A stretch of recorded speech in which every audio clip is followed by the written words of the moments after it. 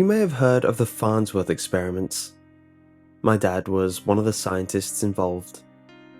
He rarely talked about it, and when he did, he always said the rumours were overplayed. The team tried and failed. Nothing more to it. He seemed to get annoyed at me asking him about it. When I kept it up, he eventually told me a brief account of what happened. It was in the mid-80s, and he was living in Albany, New York, pursuing his PhD. This was a year or two after I was born. He began work on a government-funded research project. The experiments were to be done under absolute secrecy. The goal was to test a 15-year-old hypothesis that previous to this point seemed untestable. If it were true, then time travel was possible. They spent nearly a year working on the project, known only by its codename, Farnsworth. They tried and tried, but found nothing. Then, the project ended. There were no deaths or disappearances. There were no strange events around the region. The reason the government denied the project's existence was purely embarrassment over funding something that, in hindsight, seemed so ridiculous. It felt good to know the truth. Whenever I heard someone retelling the story, I wished I could tell the real version. But I promised Dad that I wouldn't, for the sake of his career. For the next few years, I didn't really think about it. It was one little story, among many, sitting in the back of my mind. I went off to college, lived life, and never gave it a second thought. A few months after I graduated, I drove up to Boston for Thanksgiving of '06. Dad still lived in the same house that we lived in since I was maybe 10. Thanksgiving this year was smaller than the years before. It was just me, Dad, my older sister Kate. It was a normal Thanksgiving meal. Peas were in short supply, but I never much liked them anyway. Looking around the table, I felt déjà vu. We all sat in our usual chairs, clustered around the part of the table not covered in papers and screens filled with incomprehensible equations. It's nice to be back. Just when the meal was drawing to a close, there was a knock on the front door. I went to go open it. It was a man, maybe 60 years old. He looked very worn out. His greyish hair was a mess. He was unshaven.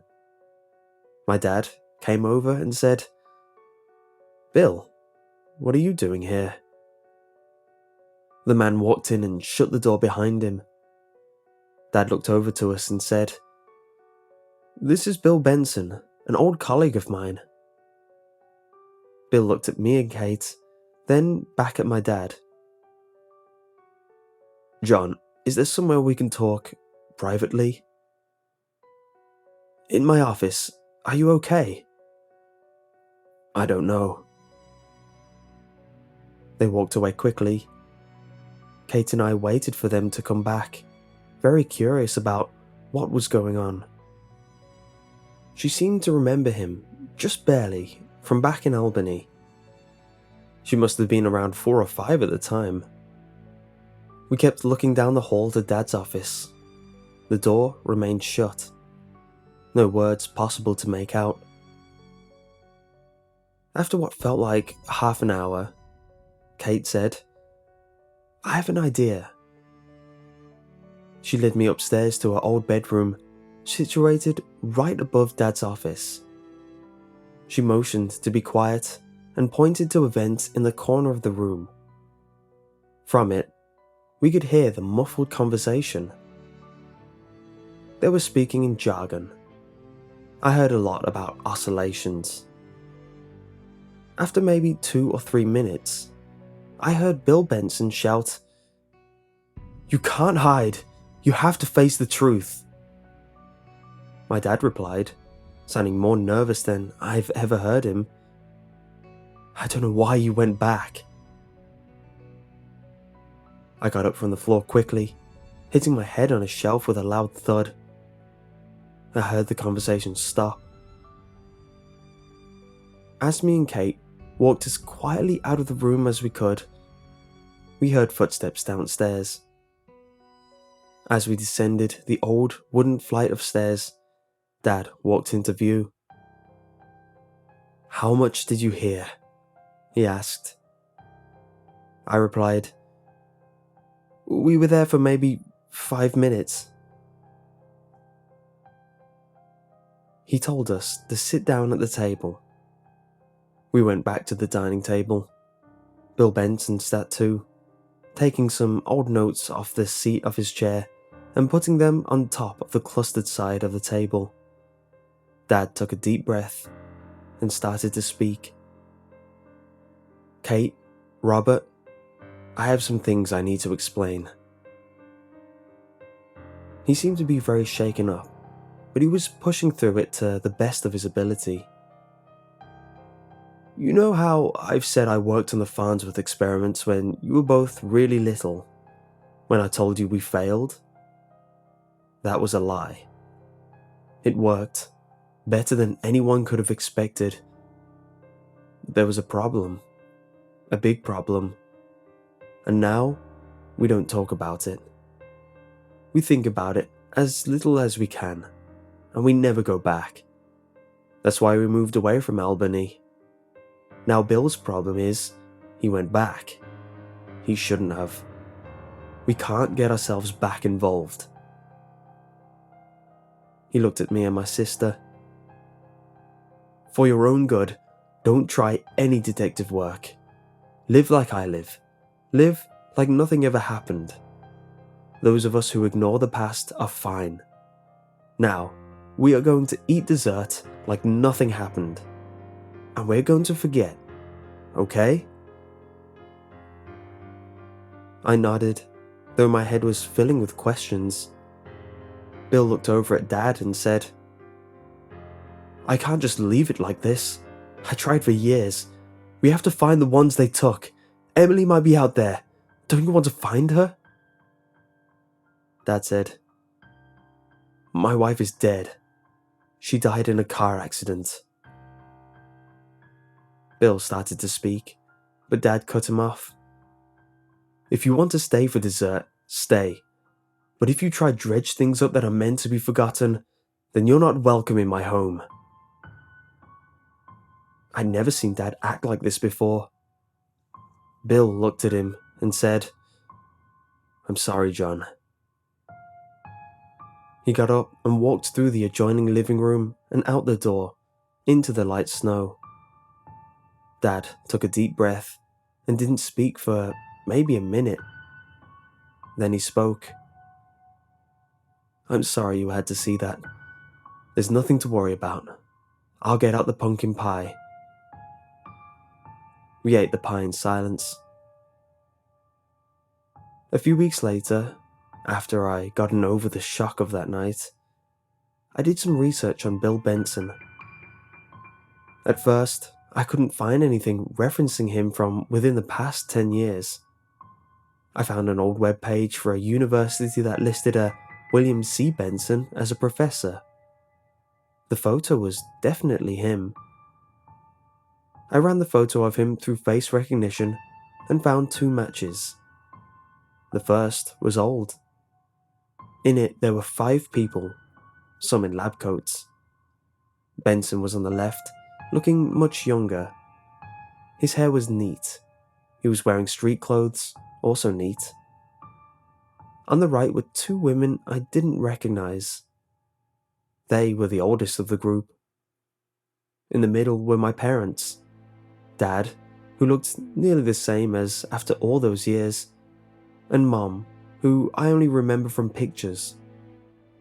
Above them was a banner saying, "Happy New Year 85. The photo was taken a few months after I was born. I saved it, then opened the second match. This picture of Benson must have been more recent. He looked like he had on Thanksgiving, but older. His hair was grayer and longer. The photo had been taken in the dark with a flash, making the background hard to make out. The thing that struck me most about that picture was the look of absolute terror on his face.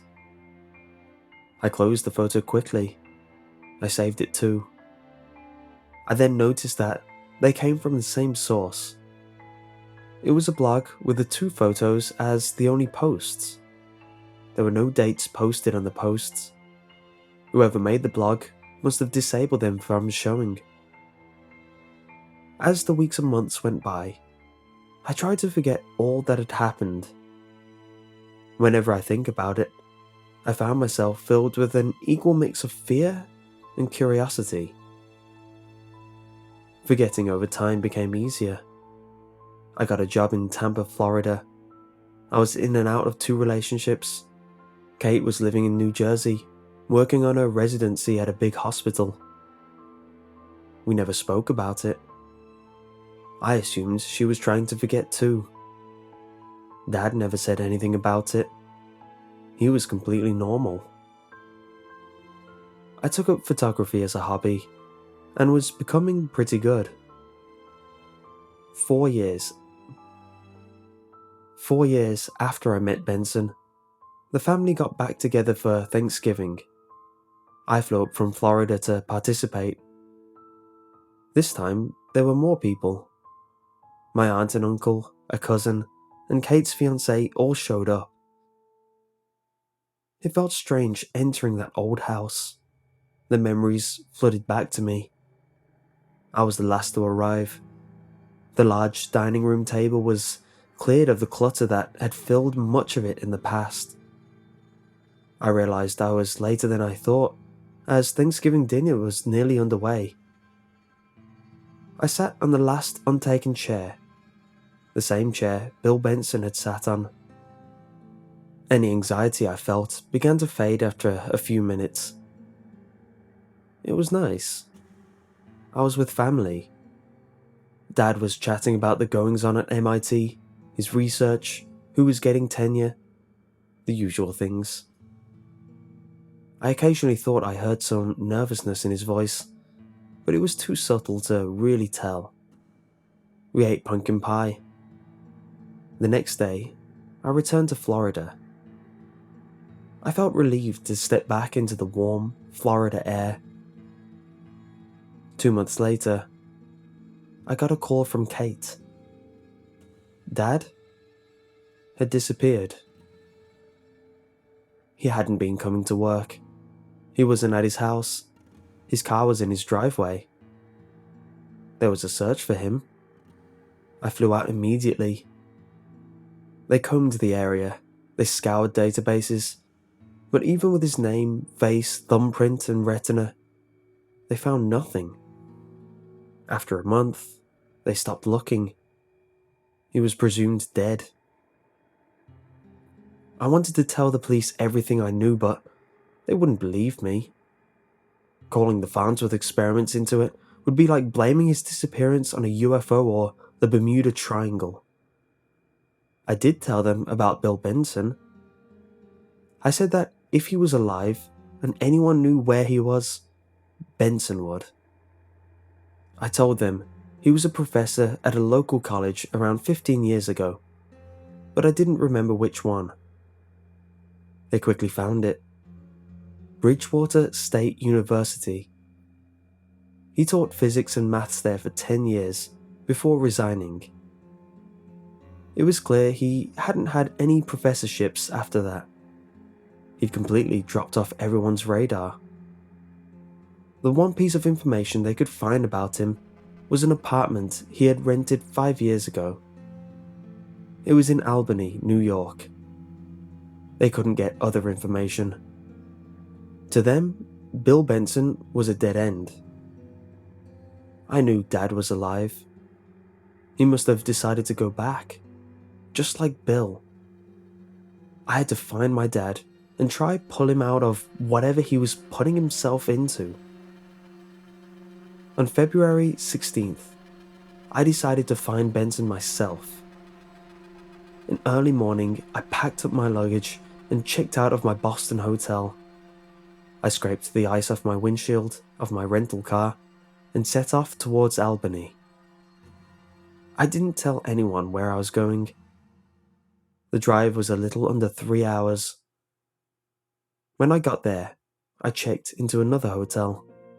Used a fake name. I don't know why I did it. It just felt like the right thing to do. Later, I made my way to his old apartment, bringing my camera with me. After a short drive, I found the building. I parked and walked in. I made my way to the main office and walked in. "Can I help you?" said the woman behind the desk. "Yes, can I ask you about a few questions about someone who used to live here?"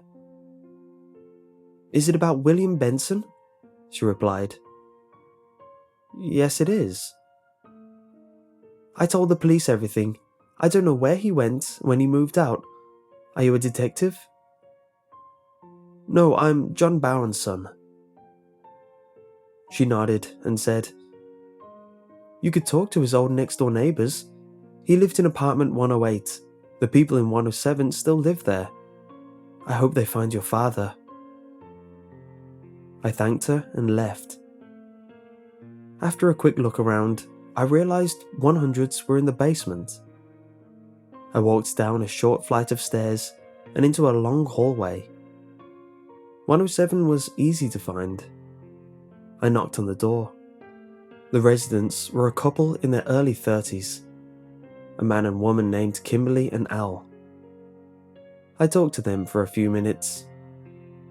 They saw Benson as a bit of a nut. They barely talked to him besides greetings in the hallway.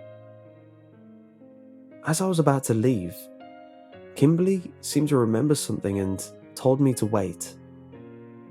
She ran into the apartment and came out a minute later with a small, taped-shut cardboard box. "He told us if anyone trustworthy came looking for him, to give them this," she said. I thanked them both and returned to my car, ripping through the taped key. In it was a ridiculously old-looking cell phone, a photograph, and a few pieces of paper. I looked at the photograph first. I knew that photo. It was the New Year's Day photo. The exact same photo I'd seen on the internet 4 years previously. Memories came flooding back.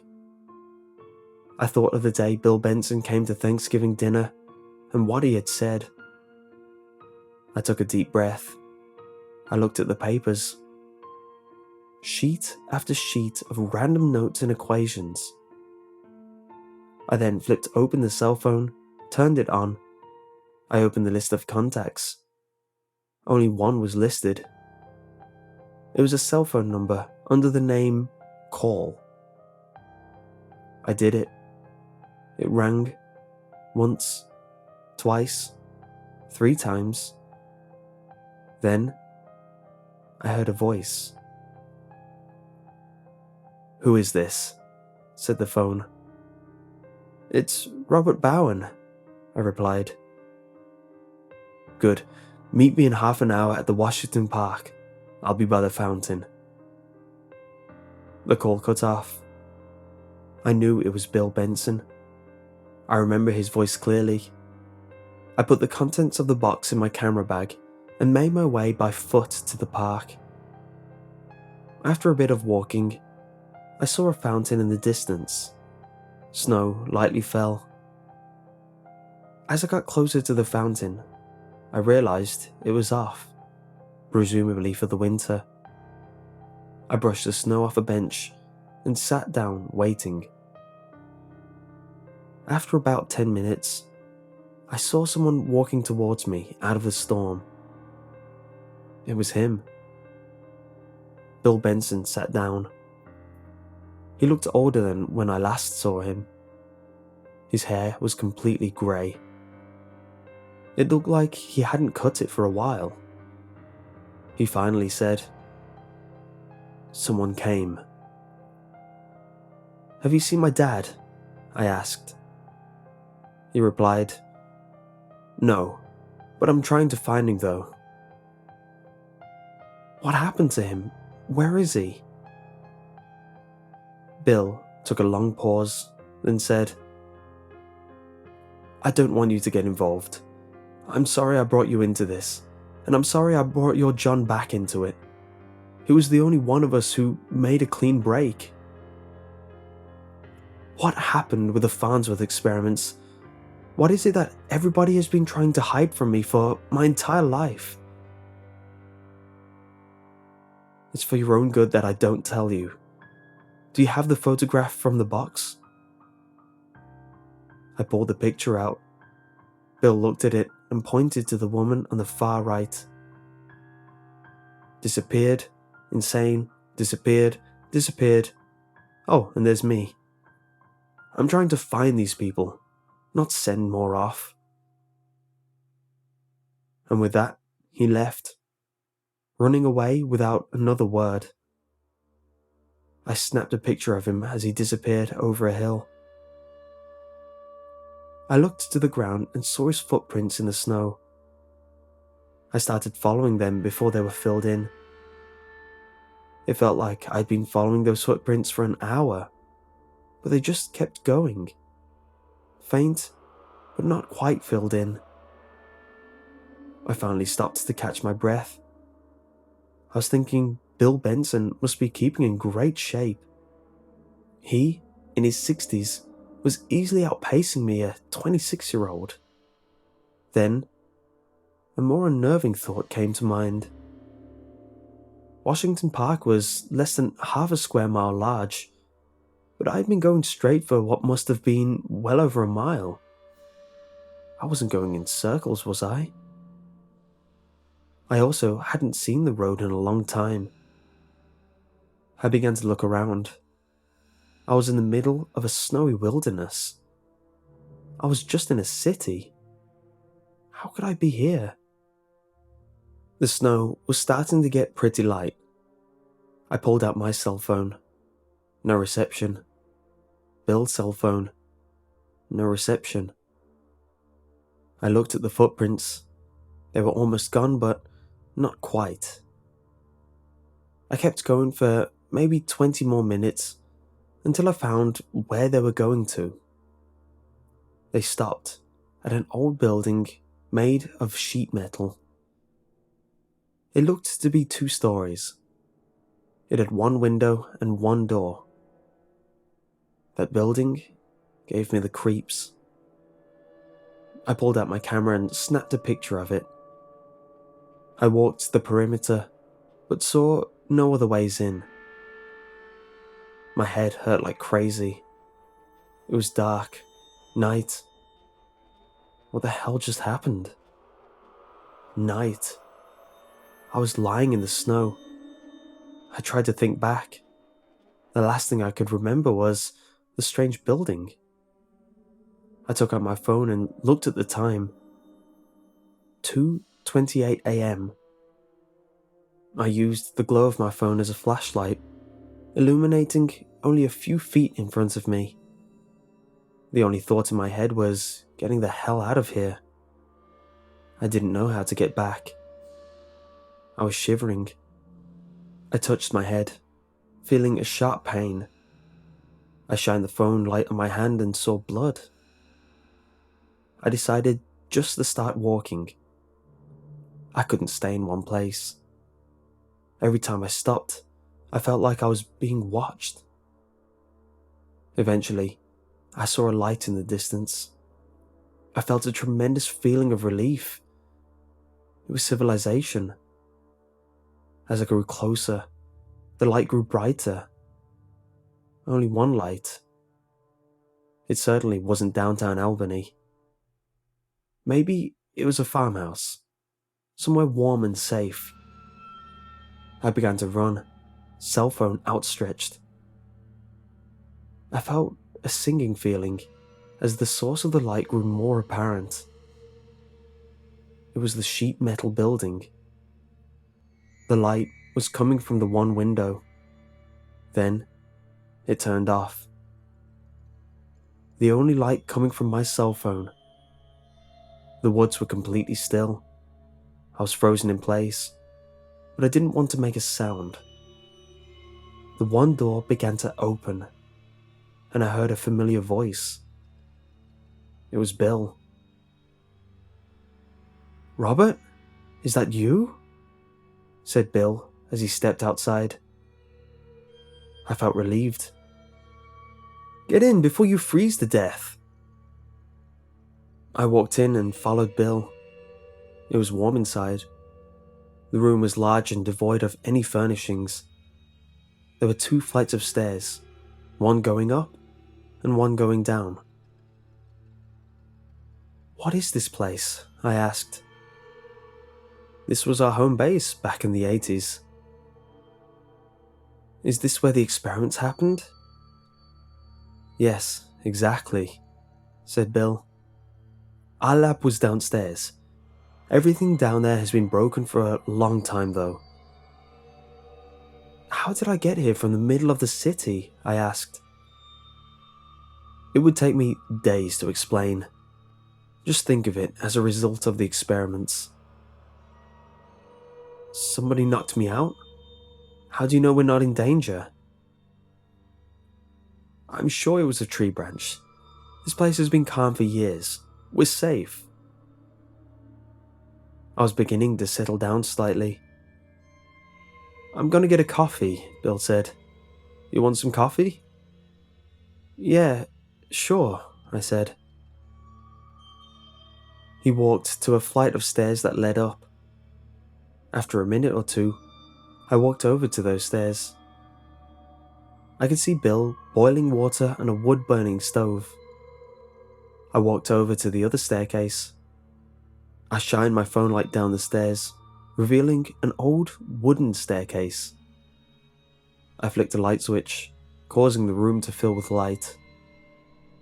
It was a laboratory, with many devices I didn't know the purpose of. I nervously walked through it. On the other side of the lab was another door. I tried it. It opened without resistance. I flicked another switch and saw another lab, very similar to the first, but a little bigger. I noticed a banner on the far wall. It was old and faded, but I could make out what it said. "Happy New Year 85. I noticed on one table was an old notebook. I picked it up and opened it. It was lab notes. I began to read. A lot of it I didn't understand, but one section was relatively clear. It was a series of journal entries by one of the scientists. I don't have the notes, but I'll try my best to summarize what I read.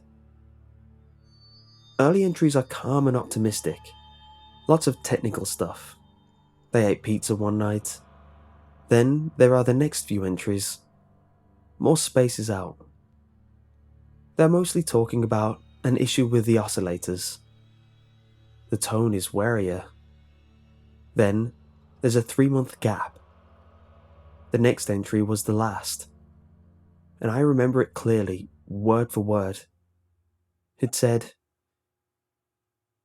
"We're being watched. I know it. I hate that hole." I didn't know what exactly it meant, but all my nerve seemed to leave. I wanted to go back upstairs, but first, I would take some pictures of the journal. It would only take a second. I took the camera out of my camera bag and turned it on.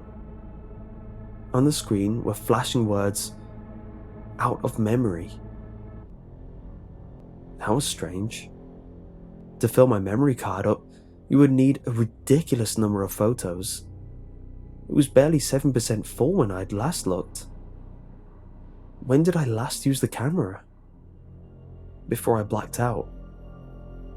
I heard faint footsteps from far away.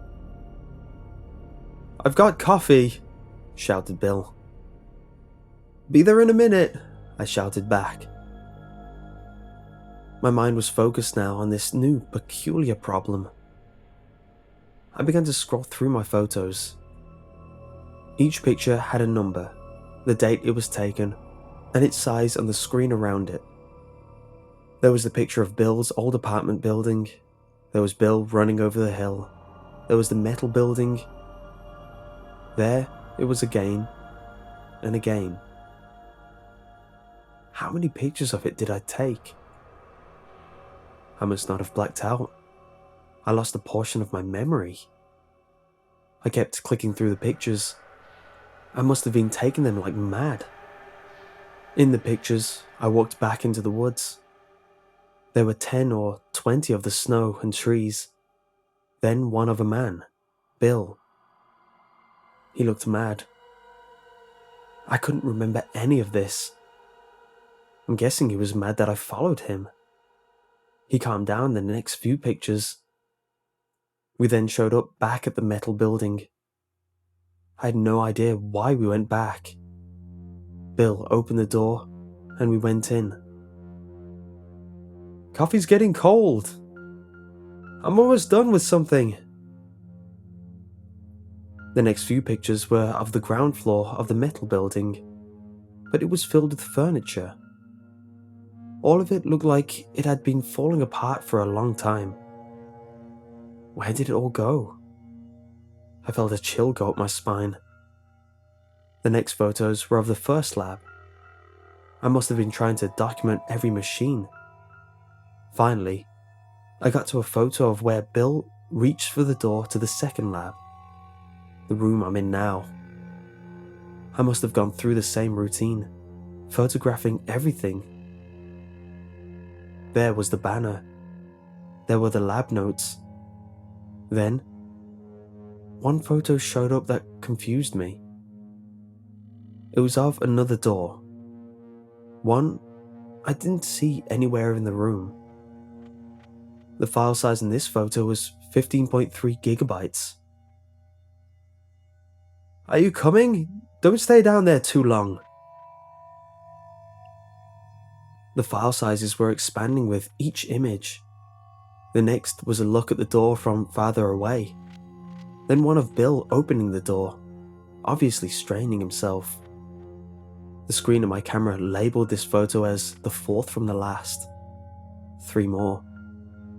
I pushed the button to see the next. It was Bill. He looked terrified. And then it hit me. This was the same photo I saw online 4 years ago. The background was too dark to make out what was in the third room. Whatever it was horrible. I could see it in his eyes. I'll just bring the coffee down to you then, Bill shouted calmly from 2 rooms away. How could he be so calm after what he saw? How could he say everything was safe? My fingers shook, but I managed to move on to the next picture. It was a hole, going deep, deep down. The instant the light from the photo hit my eyes, I felt a horrible feeling.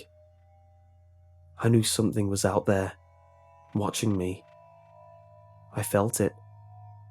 I felt watched from every angle. I quickly pushed the button. I couldn't stand looking at that picture for another second. The camera started loading the last picture. What flashed onto the screen shocked me more than anything in my life. Bill's dead body, lying next to the hole. He was covered from head to toe in scratches and wounds. A pool of blood had formed around him, dripping down into the hole. The same expression from the previous photo locked on his pale, dead face. I almost threw up. I pulled the batteries out of the camera. I felt too weak to move. Then, another thought came to mind. If Bill Benson was dead, who was it I had been talking to the last few hours? Who was it whose footsteps were coming from the second lab? I felt the watching return. There was nowhere I could hide. I heard the footsteps grow louder. Bill, whatever thing was impersonating him, was standing in the doorway. I could see through the disguise. The form I once saw as Bill was composed of grey wisps and tendrils, somehow forming one creature. Now, I could see what was watching me. More and more of them became clear. They moved in on me from all directions. They formed themselves into millions of arms, each grabbing me. I struggled with all of my might, but I was helpless. They felt cold and horrible.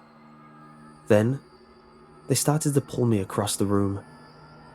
I managed to get one glimpse of where they were pulling me. An open door. They were pulling me towards that hole. I struggled as they dragged me through the small doorway, past Bill's body, closer and closer. Then, they stopped. I don't know how long I was held there. All I know is eventually, I passed out from exhaustion. I woke up in a field. I was alive. I still felt watched, but I was alive. Today, I'm back to living my life the best that I can. They spared me. I don't know why. Now I'm under a sort of house arrest, if you will. I'm somewhere where I can't make trouble. I've been here 3 years now. It's now 2016. I have a job, an apartment. They're always there in the corner of my eye, watching me, every day. I haven't told anyone. I don't know why they do different things to different people. Some they watch, some they kill, and to some, they do much worse.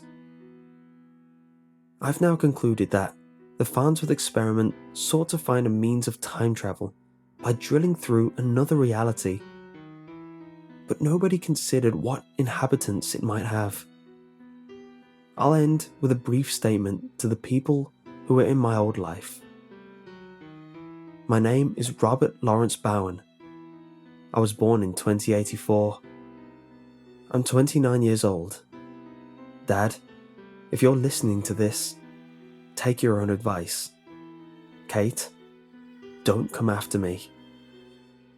That goes for everyone back in Florida. By the time any of you will read this, I'll be dead. Don't try to save me. Don't try to change the past.